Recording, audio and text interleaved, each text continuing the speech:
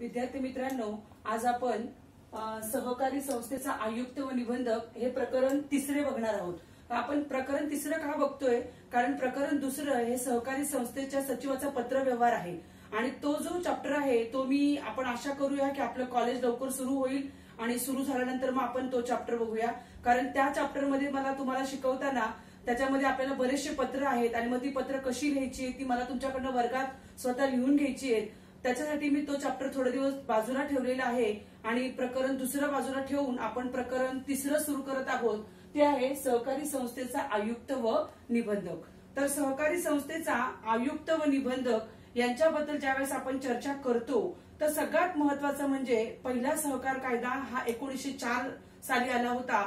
त्याच्यानंतर दुसरा सहकार कायदा हा 1912 ला आला। त्याच्यानंतर 1956, 1960 असे महाराष्ट्र सहकारी संस्था कायदे आलेले आहेत। तर त्याच्यामध्ये ज्यावेळेस आपण सहकारी संस्थेचा आयुक्त व निबंधक यांची चर्चा करतो त्याचा एकदम साधा अर्थ काय आहे? आयुक्त व निबंधक याचा साधा अर्थ काय आहे की सहकारी संस्थेवर नियंत्रण ठेवण्यासाठी ज्या व्यक्तीची राज्य सरकार नेमणूक करतो त्या व्यक्तीला सहकार आयुक्त व निबंधक असे म्हणतात।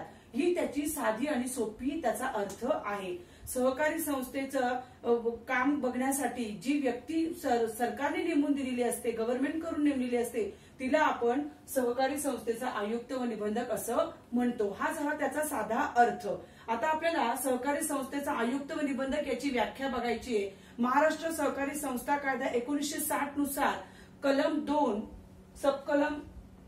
कलम 2 आणि सबकलम 24 म्हणजे क्लॉज 2 सबक्लॉज 24 याच्या ह्यानी त्याची व्याख्या काय येते ती आपण बघूया। ज्या व्यक्तीची नियुक्ती सहकार आयुक्त व निबंधक या पदावर महाराष्ट्र शासन करते अशा व्यक्तीला आपण सहकार आयुक्त व निबंधक असे म्हणतो। म्हणजे हा सहकार आयुक्त व निबंधक म्हणजे कोण? तर रजिस्ट्रार ऑफ कंपनीज। जे मी 11वीच्या आणि 12वीच्या एसपी मध्ये इंग्लिश मीडियम एसपी मध्ये शिकवते तेच इथे मी मराठीतून शिकवते तुम्हाला। आयुक्त व निबंधक म्हणजे रजिस्ट्रार ऑफ कंपनी। मग हा जो आयुक्त व निबंधक कलम 2 सबकलम 24 म्हणजे 24 याच्या सहकारी संस्थेवरती ज्याची नेमणूक केली जाते त्याला आपण आयुक्त व निबंधक म्हणतो। मग ही झाली त्याची व्याख्या। आणि आता तुम्हाला काय करायचंय? मी तुम्हाला ज्या 2 वह्या सांगितलेल्या आहेत, एक होमवर्कची वही आणि एक क्लासवर्कची वही। तर क्लासवर्कच्या वहीमध्ये प्रकरण तिसऱ्याचं नाव तुम्ही लिहायचंय आणि ती अर्थ आणि व्याख्या तुम्हाला तुमच्या क्लासवर्कच्या वहीमध्ये लिहायची आहे। आपण सहकार आयुक्त व निबंधक ज्यावेळेस बघतो त्यावेळेस या सहकार आयुक्त व निबंधकाची प्रशासकीय रचना आहे। मग ती प्रशासकीय रचना कशी आहे? तर त्यांचा वेगवेगळा स्तर असतो। म्हणजे राज्य स्तरावर जो आपण अधिकारी आयुक्त व निबंधक नेमतो तो संपूर्ण राज्याची पाहणी करतो आणि त्याला म्हणतात सहकार आयुक्त व निबंधक। म्हणजे कसं, आता समजा आपलं महाराष्ट्र राज्य धरलं तर महाराष्ट्र राज्याचा एक सहकार आयुक्त व निबंधक असणार। त्याच्यानंतर तुम्ही गुजरातमध्ये गेलात तर गुजरातचा एक सहकार आयुक्त व निबंधक असेल। नंतर तुम्ही आंध्र प्रदेशमध्ये गेलात तर तिकडचा एक सहकार व आयुक्त व निबंधक। हा झाला राज्यापुरती। त्याच्यानंतर विभागीय स्तरावरती पण सहकार आयुक्त व निबंधक असतात, त्यांना आपण विभागीय सहनिबंधक म्हणतो। हे झालं विभागीय स्तरावर। त्याच्यानंतर जिल्हा स्तरावर म्हणजे वेगवेगळे जिल्हे आहेत। आता आपला कुठला पालघर जिल्हा आहे, मग ठाणे जिल्हा, त्याच्यानंतर पुणे जिल्हा, सातारा, सांगली या ठिकाणी सुद्धा हे आयुक्त व निबंधक नेमले जातात आणि ते एका संपूर्ण जिल्ह्याचं काम बघतात आयुक्त व निबंधक। म्हणजे त्यांना आपण काय म्हणणार? जिल्हा उपनिबंधक। आता तुम्ही आपल्या डहाणूमध्ये बघा पंचायत समितीच्या तिथे समोरच जिथे गजानन बहुउद्देशीय सहकारी संस्था आहे त्याच्या बाजूला जिल्हा आयुक्त व निबंधक यांचं ऑफिस आहे। मग ते काय, ते पालघर जिल्ह्यापुरती मर्यादित आहे सहकार आयुक्त व निबंधक। त्याच्यानंतर पुढचा जो स्तर आहे तो आहे तालुका स्तर। तालुका स्तरावरती पण आयुक्त व निबंधक आपण नेमतो। तालुका स्तरावरती सुद्धा संपूर्ण तालुक्याकरता जो आयुक्त व निबंधक असतो त्याला आपण सहाय्यक निबंधक असं म्हणतो। आणि ही तुम्हाला मी जी साधारण माहिती दिलेली आहे म्हणजे राज्यासाठी सहकार आयुक्त व निबंधक, विभागासाठी विभागीय आयुक्त व निबंधक, त्याच्यानंतर जिल्ह्यासाठी जिल्हा उपनिबंधक आणि आपल्या तालुका स्तरावरती सहाय्यक उपनिबंधक असे जे 4 प्रकार आहेत, हे 4 प्रकार तुमच्या माहितीसाठी असले पाहिजेत। कारण बघा मी तुम्हाला ह्याच्या आधी पण IAS बद्दल मी तुम्हाला खूप माहिती सांगितलेली, इंडियन ऍडमिनिस्ट्रेटिव्ह सर्व्हिस। तर हे जे आहे ते ह्याच्यामध्येच मोडतात, ते आयुक्त व निबंधक। मग आता हे झालं आपलं साधारण इंट्रोडक्शन आयुक्त व निबंधक यांची.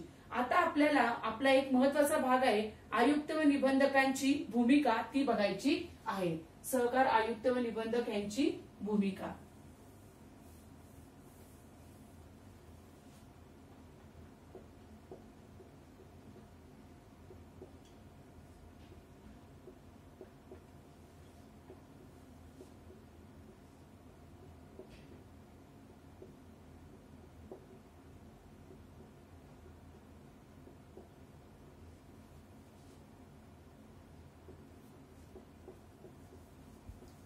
भूमिका म्हणजे सहकार आयुक्त व निबंधकाला काय काय कामे करावी लागतात, साधारण अर्थ तसा आहे त्याचा. त्याची काय भूमिका आहे पूर्ण राज्य स्तरावरती, जिल्हा स्तरावरती, विभागीय स्तरावरती आणि तालुका स्तरावरती. तर पहिला जो पॉइंट आहे तो आहे प्रतिनिधी. बघा अतिशय महत्वाचं आहे हे. परीक्षेला आपल्याला याच्यावरती एकतरी प्रश्न विचारलाच जातो. 5 मार्काची जी तुमची शॉर्ट नोट असते त्याच्यावरती हा प्रश्न विचारलाच जातो आपल्याला की एकतर आयुक्ताची भूमिका आहे किंवा त्यांच्या जबाबदाऱ्या आहेत, त्यांची कार्य आहेत, त्यातला एक कुठला तरी प्रश्न ह्या चॅप्टर मधला परीक्षेला आपल्याला 12वीला विचारतातच. तर सहकार आयुक्त व निबंधकाची भूमिकेमध्ये पहिला जो पॉइंट आहे तो आहे प्रतिनिधी. तर प्रतिनिधी म्हणजे काय, तर या सहकार आयुक्त व निबंधकाला सहकारी संस्थेचं प्रतिनिधी म्हणून काम बघावं लागतं. आता प्रतिनिधी म्हणून काम बघत असताना त्याला काय काय करावं लागतं, तर राज्य सरकारचा प्रतिनिधी या नात्याने काम करणे, तसेच दुसऱ्या बाजूला सहकारी संस्थांच्या समस्या, तर परत त्यांच्या काय अपेक्षा आहेत त्याच्याकडून, त्या सुद्धा त्याच्याकडे लक्ष द्यावं लागतं आणि त्याला त्या पूर्ण कराव्या लागतात. म्हणून त्याला प्रतिनिधी म्हणून म्हटलेलं आहे. प्रतिनिधी हा कोणाचा आहे, राज्य सरकारने त्याला नेमून दिलेला आहे म्हणून राज्य सरकारचा प्रतिनिधी. आणि मग सहकारी संस्थेशी त्याचा काय संबंध येणार आहे, तर सहकारी संस्थेमध्ये त्याला काम करत असताना सहकारी संस्थेच्या काय अपेक्षा आहेत, सहकारी संस्थेला त्याच्याकडून काय पाहिजे, हे सगळं त्याला लक्ष ठेवायला लागतं. म्हणून सहकारी ही त्याची पहिली भूमिका आहे प्रतिनिधी. आता आपण त्याचा दुसरा पॉइंट बघणार आहोत, नेता. बघा सहकार आयुक्त व निबंधकाच्या भूमिकेमध्ये दुसरा पॉइंट आहे नेता. बघा आता हा सहकार आयुक्त व निबंधक हा सहकारी चळवळीमध्ये भूमिका बजावत असतो, भूमिका पार पडत असतो. ज्याप्रमाणे एखादा नेता म्हणजे लोकसेवक जनतेचे प्रश्न सोडवतो, त्या प्रकारे या आयुक्त व निबंधकाला सहकारी संस्थेचे प्रश्न सोडवावे लागतात, सहकारी संस्थेकडे लक्ष द्यावं लागतं. त्याच्यानंतर आपला पुढचा जो पॉइंट आहे तो आहे दुवा.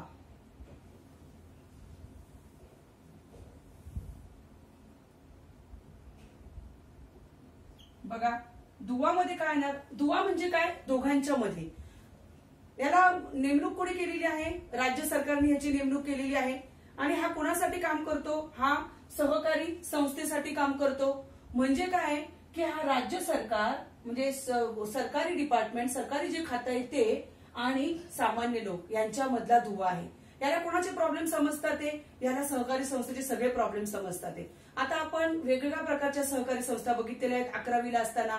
पतपुरवठा सहकारी संस्था, औद्योगिक सहकारी संस्था, त्याच्यानंतर बहुउद्देशीय सहकारी संस्था. तर मग याच्यामध्ये त्याची भूमिका काय हे तुम्हाला माहितीये. त्याला प्रत्येक कागद चेक करावे लागतात, मग तो सहकारी संस्थेला मंजुरी देतो. आणि सहकारी संस्थेचे ज्या काही वादविवाद असतील, जे काही तंटे असतात, ते सुद्धा हा आयुक्त व निबंधक मिटवतो. आणि सहकारी संस्थेचं काम बघत असताना गव्हर्नमेंटच्या अखत्यारामध्ये त्याला ते काम गव्हर्नमेंटच्या नियमाप्रमाणे महाराष्ट्र सहकारी संस्था कायदा 1960 नुसार कसं पुरणार आहे ते पण त्याला माहितीये. म्हणून तो राज्य सरकार आणि सहकारी संस्था यांच्यामधील आपण दुवा मानतो आणि ही त्याची तिसरी भूमिका आहे.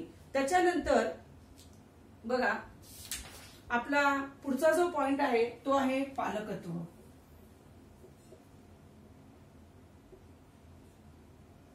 आता तुम्हाला पालकत्व म्हणजे काय हे चांगलंच माहितीये. तुम्ही लहानपणापासून त्याचा अनुभव घेत आहेत. तुमचे आई वडील तुमचं काय करतात, व्यवस्थित तुम्हाला शाळेत पाठवतात, तुम्हाला वेळेवर जे काही गरजा असतील तुमच्या त्या पूर्ण करतात. म्हणजे आई वडील तुमचे पालक आहेत. अगदी तुम्ही बिनधास्तपणे सहज सांगता. पण इतकं सोपं का होय पालकत्व, नाही. कारण पालकत्वामध्ये तुमची फक्त शारीरिक आणि मानसिकच जडणघडण नाही करायची. शारीरिक, मानसिक, सामाजिक अशा बराच तुमची जडणघडण तुमच्या पालकांना करून घ्यायला लागते. आणि हेच काम या सहकारी संस्थेच्या आयुक्त व निबंधकाला करावे लागते. म्हणजे ज्या वेळेस सहकारी संस्थेची तो नोंदणी करतो त्यावेळेस नोंदणी करताना पण त्याला बऱ्याच गोष्टी पाहाव्या लागतात.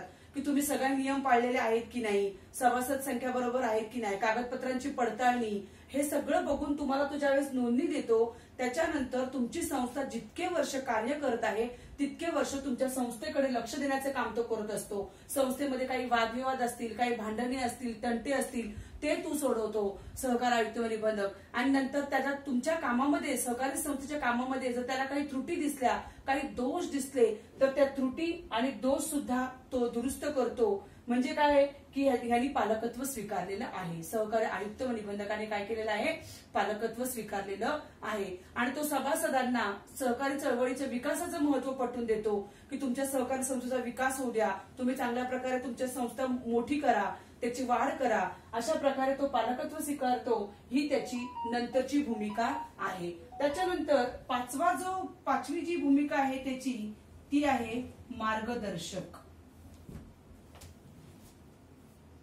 बघा, हा मार्गदर्शक म्हणून काम करत असतो. सहकार आयुक्त व निबंधक हा मार्गदर्शक म्हणून काम करत असतो. म्हणजे सहकारी संस्थेला जिथे जिथे मार्गदर्शनाची गरज असते तिथे तिथे हा आयुक्त व निबंधक मार्गदर्शन करत असतो. संस्थेच्या पाठीशी तो खंबीरपणे उभा असतो. संस्थेमध्ये जर काही प्रॉब्लेम आले तर त्या सोडवतो. संस्थेची प्रगती विकासासाठी सहकारी संस्था रुजवण्यास तो मदत करतो.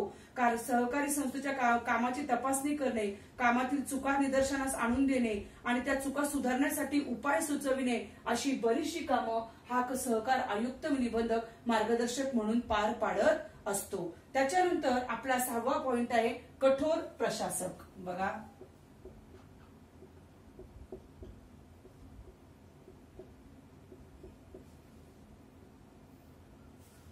कठोर प्रशासक म्हणजे की हा सहकार आयुक्ताला एका सहकारी संस्थेची नाही, अशा बऱ्याच सहकारी संस्था असतात, त्यांची जबाबदारी त्यांच्याकडे लक्ष द्यावं लागतं. मग अशा वेळेस तुमची सहकारी संस्था जर महाराष्ट्र सहकारी संस्था कायदा 1960 जर फॉलो करत नसेल, म्हणजे त्याप्रमाणे जर आपलं काम करत नसेल, तर त्याला कठोर प्रशासकाची भूमिका ठामपणे मांडावी लागते. तुम्हाला जिथे तुम्ही कमी पडत असाल सहकारी संस्था, तिथे तुम्हाला काय करायचं, शासन करणे. तुमची काम जर काही चुकत असेल तर तुमची चूक दाखवणं, हे सुद्धा त्यांचं काम आहे. म्हणून त्याला कठोर प्रशासक म्हटलेलं आहे. एखादी संस्था त्याला तिथली त्याचे जरी ओळखीचे कुणी असतील, त्याचे कुणी नातेवाईक जरी त्या संस्थेमध्ये असतील, पण जर तिथे काही गैरव्यवहार चालत असतील, काही अफरातफर चालली असेल पैशाची, तिथे जर काही चुकीचे व्यवहार चालू असतील, तर ते थांबवणे त्याचं काम आहे. त्याने असं नाही म्हटलं पाहिजे सगळे माझे नातेवाईक आहेत, माझ्या नातेवाईकांची सहकारी संस्था आहे, तर तिथे मी नाही लक्ष देणार, करू दे. नाही, सहकार संस्था कायदा 1960 जो आहे तो प्रत्येक संस्थेनी हा काय केला पाहिजे, अंमलात आणला पाहिजे, त्याची अंमलबजावणी केली पाहिजे. म्हणून त्याला कठोर प्रशासक असं म्हणतात. आणि संपूर्ण राज्यातील सहकारी क्षेत्राचे कामकाज ह्या आयुक्ताला बघावं लागतं. आणि अशा वेळेस सगळं काम सुरळीतपणे पार पाडण्यासाठी त्याच्यावरती खूप जबाबदारी असते. आणि ही सगळी जबाबदारी त्याला काही ठिकाणी कठोर राहून काही निर्णय त्याला घ्यावे लागतात. आणि म्हणून त्याला कठोर प्रशासकाची भूमिका पार पाडावी लागते. हा आपला पुढचा पॉइंट आहे. त्याच्यानंतर आहे लवाद. आता लवाद म्हणजे काय बघा, लवाद म्हणजे सहकारी संस्थेमध्ये सुद्धा काही तंटे असतात, काही वादविवाद असतात. तर अशा वेळेस त्या तंट्यांचा, त्या वादविवादांचा न्यायनिवाडा करण्याची जबाबदारी ही सहकार आयुक्त व निबंधकावर येते. मग अशा वेळेस त्याची न्यायनिवाडा करायची जेव्हा असेल त्यावेळेस त्या लवादाची ज्यावेळेस त्याला न्याय द्यायचा आहे त्यावेळेस त्याला दोन्ही बाजू बघायच्या सहकार आयुक्त व निबंधकाला, की हे जे माझं मी हा जो निकाल देतोय ज्याच्या बाजूने देईल त्याच्यावर अन्याय होता कामा नये. त्यांनी ते व्यवस्थितपणे त्याचं न्याय करायला पाहिजे. त्या सहकारी संस्थेमध्ये काही भांडणं असतील, कोणी कोणावर त्या आळ घेतला असेल की यांनी आमचे पैसे खाल्ले किंवा आम्हाला आमचे पैसे परत मिळाले नाही, किंवा बरेच सभासद आपले ठेवी ठेवत असतात सहकारी संस्थेमध्ये, मग त्यांना वेळोवेळी आपला लाभांश म्हणजे डिव्हिडंड द्यावा लागतो, मग तो वेळेवर देते की नाही. अशा वेळेस जर कोणाचे काही भांडण असतील, काही तंटे असतील, तर ते त्याला सोडवावे लागतात. आणि दोन्ही पक्षांच्या बाजू त्याला शांतपणे ऐकून घ्याव्या लागतात. आणि त्याच्यानंतर अतिशय शांतपणे त्याला महाराष्ट्र सहकारी संस्था कायदा 1960 नुसार काय करायला लागतो, न्याय द्यावा लागतो. त्याच्यानंतर आपला 8वा पॉइंट आहे निर्माता, पालनकर्ता, विसर्जक.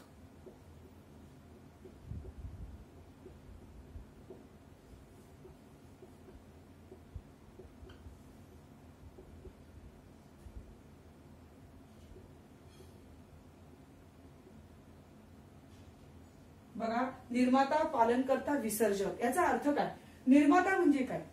सहकारी संस्था ज्यावेळेस आपण सुरू करतोय त्यावेळेस ही व्यक्ती, हा आयुक्त व निबंधक आपल्या पहिल्या टप्प्यापासून आपल्या बरोबर आहे. तुम्हाला माहितीये 11वीला आपण सहकारी संस्थेची स्थापना बघितलेली आहे. कोणती दोन, त्याच्यामध्ये स्थापनेमध्ये कोणत्या दोन अवस्था आहेत? एक आहे प्रवर्तन अवस्था आणि दुसरी आहे नोंदणी अवस्था. मग प्रवर्तन अवस्थेपासून हा आयुक्त व निबंधक आपल्या बरोबर आहे. मग अशा वेळेस हा तिथे निर्माता म्हणून काम करतो. आता पालन करता, संपूर्ण तुमची संस्था जर 20 वर्ष 25 वर्ष काम करत असेल तर हा पालन करता म्हणून सहकारी संस्थेचं काम बघत असतो. म्हणजे तुमची सहकारी संस्था सगळे नियम पाळते की नाही, हिशेब तपासणी करते की नाही, सगळे अहवाल म्हणजे तुमचा अॅन्युअल रिपोर्ट, स्टॅच्युटरी रिपोर्ट, नंतर तुमचं balance sheet, profit and loss account, trading account संस्था करते की नाही तयार, हे सगळं बघत असते आयुष्यभर. म्हणजे तुमच्या संस्थेचं पालन सुद्धा हा सहकारी आयुक्त व निबंधक करत असतो. म्हणजे तो पालन करता सुद्धा आहे. आणि विसर्जक म्हणजे काय? काही कारणानुसार समजा आपली संस्था बंद व्हायला लागली असेल, संस्था बंद पडायला लागली असेल, तर अशा वेळेस संस्था बंद करताना पण तुम्हाला काही नियम आहेत, ते नियम तुम्हाला मोडता येत नाही. मग अशा वेळेस ती संस्था बंद करायला ज्यावेळेस हा आयुक्त पुढे होतो तेव्हा त्याला विसर्जक असं म्हणतात.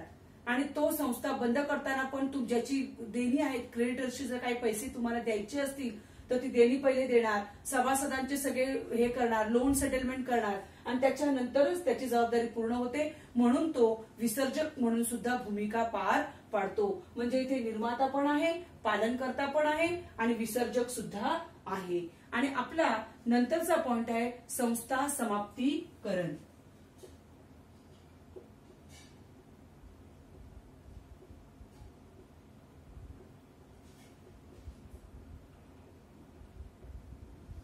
बघा, संस्था समाप्तीकरण म्हणजे काय? तर संस्था समाप्तीकरण म्हणजे आता अशी वेळ आलेली आहे की आपली संस्था आता बंद करावी लागेल, डबघाईला आली असेल. आता उदाहरण देते मी तुम्हाला याचं, की समजा आपली पतपुरवठा सहकारी संस्था आहे आणि पतपुरवठा सहकारी संस्थेमध्ये आपल्या सभासदांनी कर्जे घेतली आणि ती फेडलेली नाहीयेत आणि काही सभासद हे ठेवी जमा करतच नाहीयेत. मग अशा वेळेस काय होणार आहे? संस्था बंदच करावी लागणार आहे. कारण पैसे लोकांनी कर्ज घेतलेत, कर्ज फेडलेली नाहीयेत आणि जे ठेवी कोणी ठेवल्या नाहीयेत, पैसा नाहीये, म्हणजे संस्था बंद करावी लागेल. मग अशा वेळेस हा सहकार आयुक्त व निबंधक संस्था बंद करण्यासाठी तुम्हाला नोटीस पाठवतो की तुमची संस्था आता तुम्ही बंद करा. तुमची संस्था ही जेव्हा तुम्ही ऑडिट करता त्यावेळेस तुमची ड वर्गात आलेली आहे आणि आता तुम्ही तुमची संस्था बंद करा. आणि संस्था समाप्तीकरण करताना सुद्धा या सहकार आयुक्त व निबंधकाची भूमिका फार मोठी आहे. हे झाले आपले आज सहकार आयुक्त व निबंधकाच्या भूमिका. थँक्यू.